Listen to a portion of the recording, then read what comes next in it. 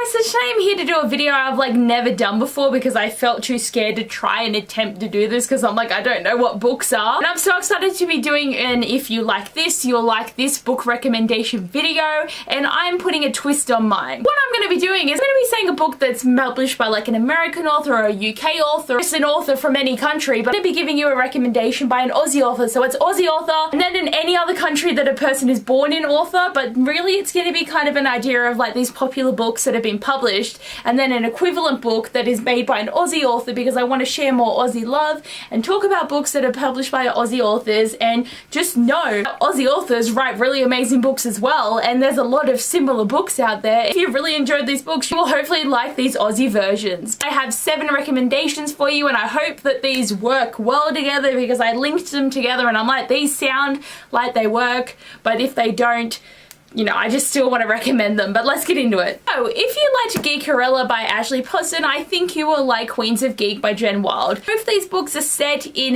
geeky conventions, and both have diversity in them, and both are really fun and interesting, and both have like really cute relationships in them. Really, the fandom aspect of these books is what really drew me in because I really loved the idea of this being a Cinderella retelling and like having this really cool convention, having this costume competition. In this book, you've got 3 friends and they're going to this convention because one of their friends is in a movie. There's also another competition in this one, but it's for a writing competition, so there's very much got similar vibes going for them, and they're very much enjoyable books. If you like One of Us is Lying by Karen M. McManus, because I forgot what your name is, you will like Take 3 Girls by Kath Crowley, Simone Howell, and Fiona Wood. So the reason why I've linked these books up is because both of them have a website where people get shamed. One of Us is Lying, Simon, the boy that dies in this book, wrote this page where he would tell everyone secrets and would out people to so many things that they never wanted anyone else to know. So many people's school experience got ruined because of what Simon would post about them. And he dies, the 4 main characters have a secret each about them revealed, and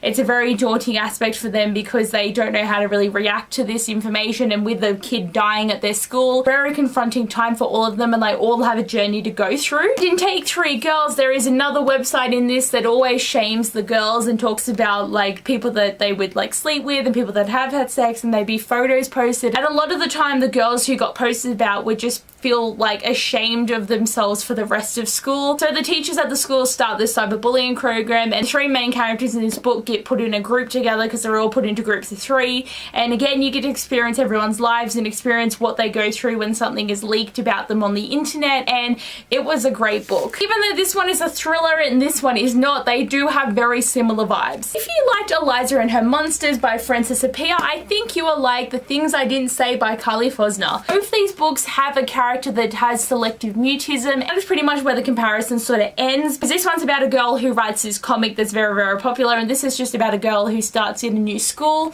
But what I do really love about both these books is the way that you change how you communicate to people just because they can't really speak to you. With Eliezer, the boy that she likes, Wallace, he doesn't speak in crowds, he barely speaks around his friends in public, but he can sort of talk to Eliezer through the stories that they share. In this book, Piper lost her friend in a car accident a year ago, and she hasn't spoken since that happened, so she moves to a new school. She doesn't experience the looks of pity that so many people get her, and she meets a boy there named Wes, and he's one of those guys that just wants to try to get to know you, and he's really sweet and really nice, and it's just the different ways that relationships can work. I think a like untraditional relationship was a really interesting aspect in both of these books, and this is why they feel very similar to me. This one's probably going to be quite obvious, but if you like Fallen by Lauren Kate, you will like Halo by Alexandra Antoinetto because they both got angels, we're done. These books both have that epic romance kind of feel, and they're both definitely that kind of paranormal like book that like when you were 14 you would have loved them, but now it's kind of like you read it and you're like, damn, I can see the flaws. This one's Fallen Angels, and this one is legit angels, but these books still do a good job of having that amazing romance and like the way that they like, you know, have the mythical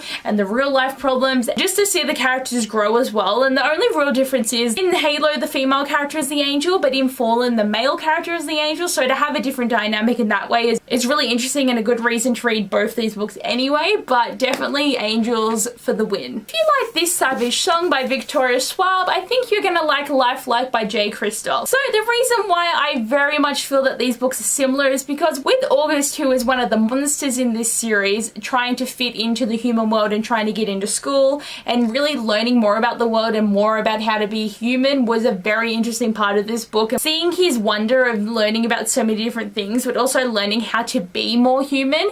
And in this book, Ezekiel, who is like sort of male love interest in this book, is a robot, and he only knows what he's been programmed to know. So when he starts learning about the world and learning about different things and really learning how to love and how to feel, it gave me the same vibes as August. August is rebelling against what he is as a monster, and Ezekiel is rebelling against what he is as a lifelike, because they both appear to be human but they both are not. And Kate and Eve are both very kick-ass main characters, and I got similar vibes again with these characters in the way that they would like be fighting and reacting and just wanting to protect the people around them, and I was just like full on like vibe in these two books. If you liked Amy and Roger's Epic Detour by Morgan Manson, you will like Saving June by Hannah Harrington. The main big thing that happens in both of these is there's both a road trip. Both the female main characters are grieving from loss. So in Amy and Roger's Epic Detail, her father recently passed away, and since then she hasn't been able to drive, and in this book Harper's older sister June takes her life. Both these characters are really reeling from the losses that they've experienced, and they both meet a guy, and it's not like the whole world changes because they meet these people. What I really loved about this book is the way that they process their grief. Being on the road and having so many new experiences and doing stuff that they never thought they would have been able to do was such an uplifting part of the book, and like so much pain from reading these books, but it was also like happiness, and they both left in a way that you knew that these characters were gonna be okay,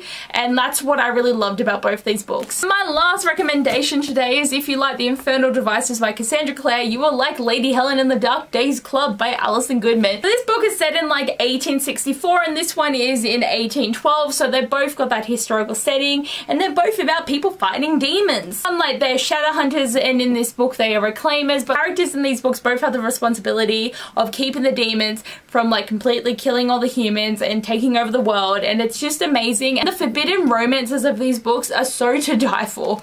Like, I love Will and Tessa, and I love Helen and Lord Carlston. Like, it just gets me so much, and this one is definitely more detailed than this one in the sense of propriety and like how the world worked, but I still felt similar vibes with reading Lady Helen because it's just that kind of same feel, and these are both just amazing stories, and I want more people to read this. And this book can also be known as just the Dark Days Club in America because it has been published in America, but definitely an Aussie author. But anyway guys, hopefully you have some good recommendations to pick up some Love Osway books because I love all of these books. I hope that eventually like I'll be able to do another video like this doing the like the Aussie thing again. I just need to read more books and find more comparisons between books. But anyway guys, thanks for watching this video. I hope you enjoy and I'll see you guys next time. Bye!